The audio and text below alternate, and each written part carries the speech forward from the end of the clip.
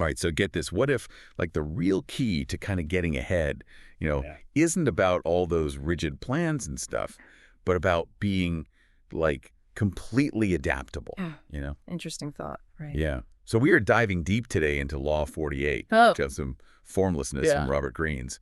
The 48 Laws of Power. classic. And we're going to be using Concise Wisdom's Yeah.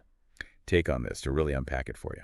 Yeah, in a world that's like obsessed with all these 5-year plans, this law really kind of flips the script entirely, doesn't it? Yeah, for sure. It's saying that true power is actually in being more like water. Okay. So fluid, adaptable, you just can't grasp it. Okay, so I'll bite. How can having no, like, fixed form actually make you powerful? I mean, it seems a little counterintuitive, doesn't it? Well, that's the beauty of it. Think about it. A rigid structure, that's predictable, Right. easy to target. But if you're constantly evolving, if you're changing, well, your opponents just can't pin you down. Right. You just become this force that they can't control. Oh, okay. Yeah. So it's less about having that, set strategy and more about being able to, shift and adapt on the fly. Exactly. Well- Yeah. Law 48 is suggesting that clinging to just like a single identity or plan, it can actually make you vulnerable. Oh, okay. So look at like Blockbuster. Oh, yeah, that's a good example. They were so focused on their brick and mortar stores and those crazy late fees, they completely missed the whole shift to streaming. Ouch. Yeah.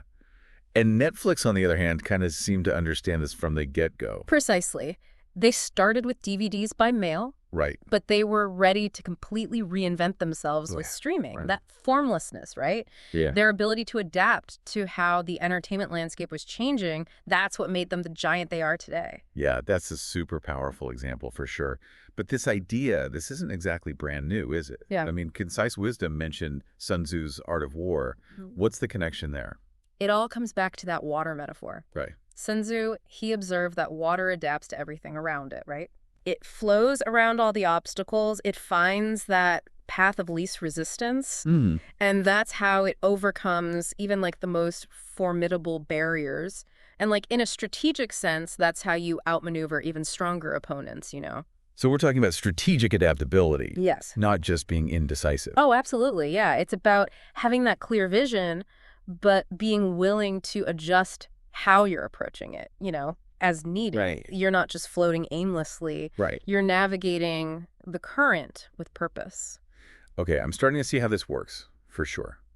And Concise Wisdom also brought up Amazon and how they've, like, evolved over the years. Right. What's the takeaway there? Jeff Bezos, Amazon's founder, Yeah. he understood this principle right from the start. Okay. He could have easily just stayed in that online bookstore lane, but he didn't. Right. He was constantly looking for new avenues for growth, Yeah. cloud computing, streaming services, even like artificial intelligence. So Amazon's success, it isn't just about, selling stuff online, right? It's about that ability to, like, constantly evolve and adapt to new opportunities as they kind of come up. Exactly. Bezos wasn't just reacting to, changes in the market. He was actively seeking them out, Wow. pushing boundaries, embracing the unknown. So this is all fascinating. Yeah. But it also feels, I don't know, a little intimidating. How are we supposed to apply this Law 48 in our, like, everyday lives? Yeah. I mean, I don't have a company to, like, reshape. You absolutely can apply this. You don't need to be running a global enterprise. Okay. The source material actually gives some really solid advice on that. Okay. And it all starts with like being open to change. Okay. So are you willing to let go of some of those old ideas, those old habits, even strategies that might have worked for you in the past, Right. but aren't really serving you anymore? That's the first step. So recognizing when it's time to kind of pivot, even if it's uncomfortable. Yes. Okay. Yeah, that definitely resonates with me. Yeah. What else did the source material suggest? Embrace unpredictability. Now, this isn't about like being reckless, Right. but it's about being flexible enough to, deviate from the plan when needed, Right. to be able to recognize and seize those unexpected opportunities. Oh, okay. Think of it like this. If everyone can predict your next move, you lose your edge. Ah, so you're saying it's about keeping people guessing, Yeah. staying, like, one step ahead Yes, by being adaptable and open to, those new possibilities. precisely. It's about cultivating this like mental agility, a willingness to challenge your own assumptions and pivot when necessary. That makes sense. Yeah. And the source material also mentioned Bruce Lee. Oh, yeah. How does his philosophy fit into all of this? Bruce Lee, he embodies Law 48 with his whole be like water philosophy. Right. He didn't limit himself to just a single martial arts style. He was a student of many disciplines. Okay. He was able to adapt to each opponent's like strength and weaknesses, right? Oh. This fluidity made him so unpredictable and therefore incredibly difficult to defeat. So the lesson here is that being, a master of one thing might not be as valuable as being able to kind of adapt to anything. Right. You got it. It's about mastering adaptability itself. Right. But there's a crucial caveat here. Okay. One that the source material really emphasizes. Okay. Formlessness, it's not weakness. It's not about being wishy-washy or anything. Okay. It's about controlled adaptability. Right. So you're shifting intelligently, strategically, with a clear vision in mind. Okay, that makes sense. Yeah. It's like having a destination in mind, Yeah. but being flexible about the route that you take to get there. Exactly. Which brings us to, like, a cautionary tale. Kodak. Oh, right. They actually invented the digital camera, but they were so tied to their identity as, a film company that they completely failed to embrace the very change they created. Wow, that's a hard lesson. Yeah. They clung so tightly to the past Yeah. that they missed the future entirely. What a stark reminder that even giants can fall if they refuse to adapt. Indeed. Kodak's downfall, it highlights the danger of, clinging to what worked in the past, even when all signs point to a new direction. Right. You need to be able to, question your assumptions. Yeah. To recognize when the landscape has shifted and be willing to change course. But this whole idea of formlessness, Yeah. it's starting to click for me. Yeah. But I bet some people might think this is just about business, not personal development. You'd be surprised how relevant it is to personal growth. Really? Think about it.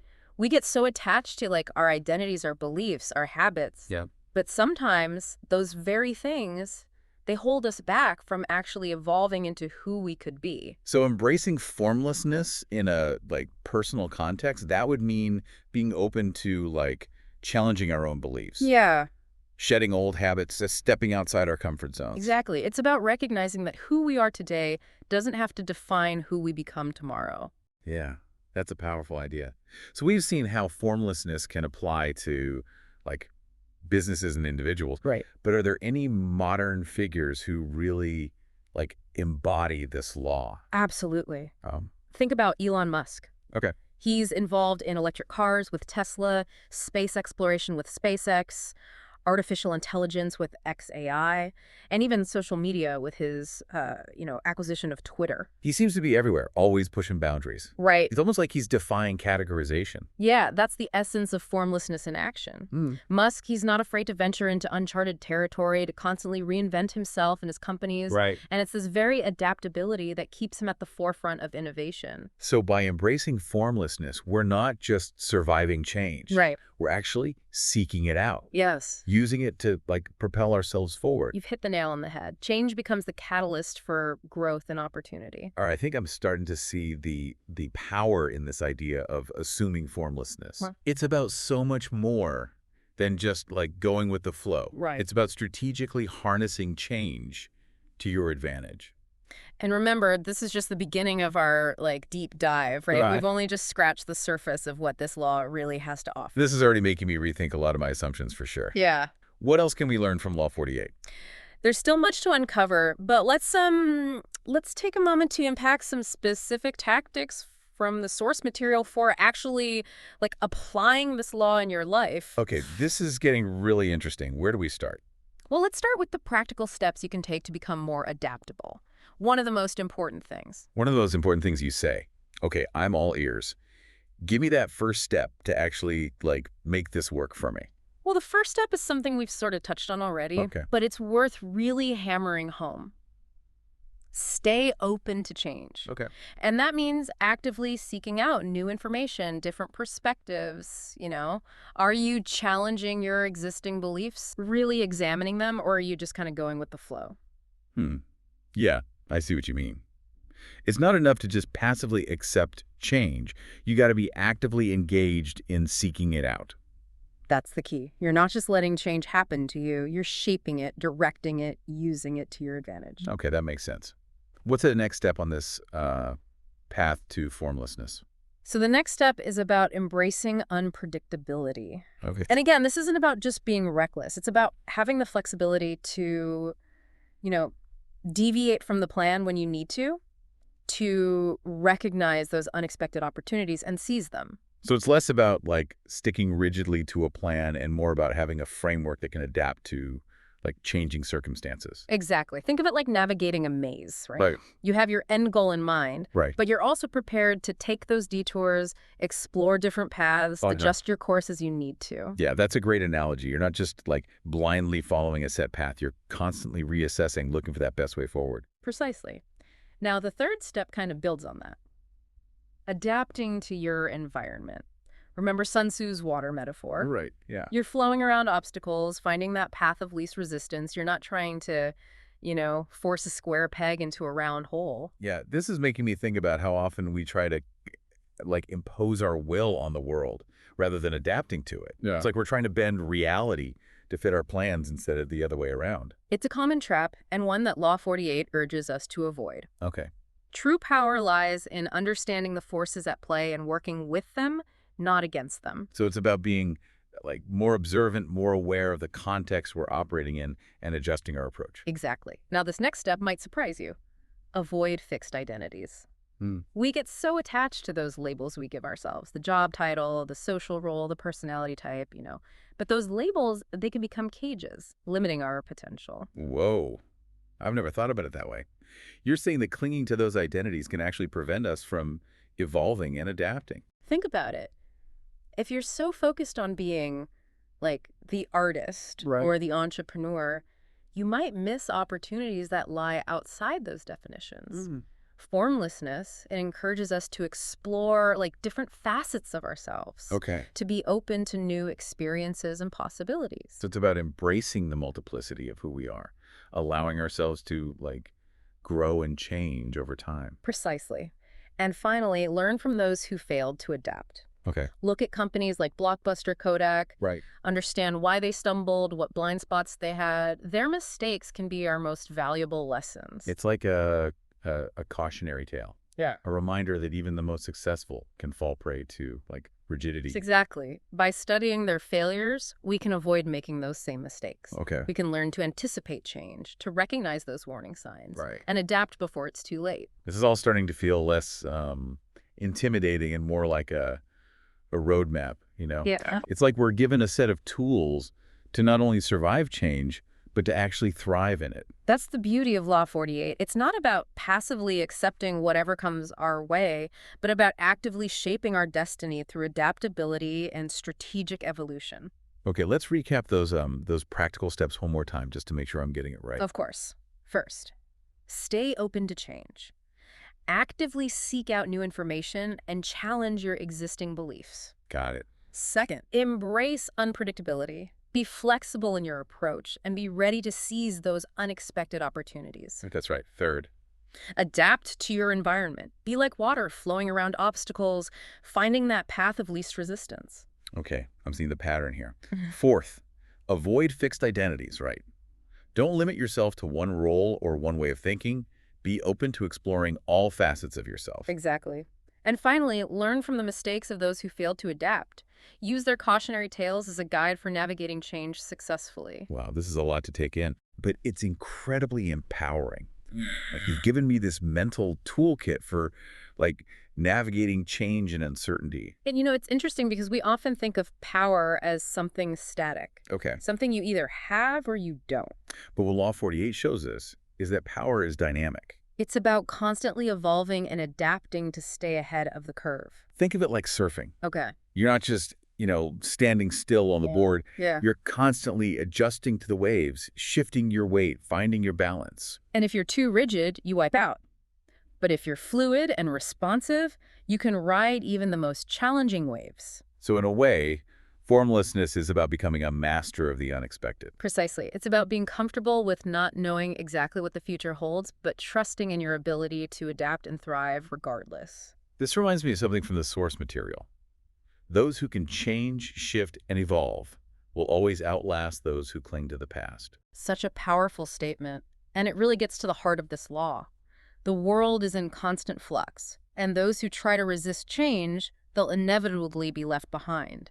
It's like trying to swim upstream against a raging current. You Yeah. might be able to fight it for a while, but eventually you'll exhaust yourself and be swept away. The key is to learn to swim with the current, to use the force of the water to propel you forward. And that's what formlessness is all about. Becoming one with that current of change, harnessing its power to create new possibilities. You know, as we're talking about this, I'm realizing that formlessness, it isn't just about like external change, Right. like adapting to new technologies or market trends. You're absolutely right. It's also about internal change, Hmm. about being willing to evolve as a person. It's about letting go of those old beliefs, habits, and patterns that no longer serve us. And being open to embracing new ways of thinking and being. Because sometimes the biggest obstacle to our growth is ourselves. So true. We can get so attached to our own identities, our own stories, that we become resistant to change. But true power, it comes from being willing to let go of those fixed notions of who we are and embrace the fluidity of becoming. You know, when we started this deep dive, I thought formlessness sounded a bit, I don't know, abstract, maybe even a bit intimidating. But as we've explored it together, I'm seeing it in a whole new light. It's not about losing ourselves. Right. It's about constantly rediscovering and reinventing ourselves. It's about becoming more adaptable, more resilient, more powerful in the face of whatever life throws our way. And that's a truly empowering message, don't you think? Absolutely. It's a message that I believe can benefit everyone, no matter what their, goals or aspirations might be. So as we wrap up this deep dive, I want to leave our listener with a final thought. What if, instead of fearing change, we embraced it as an opportunity for growth? What if we saw formlessness not as a weakness, but as the ultimate source of strength and resilience? Because in a world that's constantly changing, the ability to adapt, it's not just a valuable skill, it's essential for survival. And thriving. Exactly. So embrace the power of formlessness and watch as your world expands in ways you never thought possible.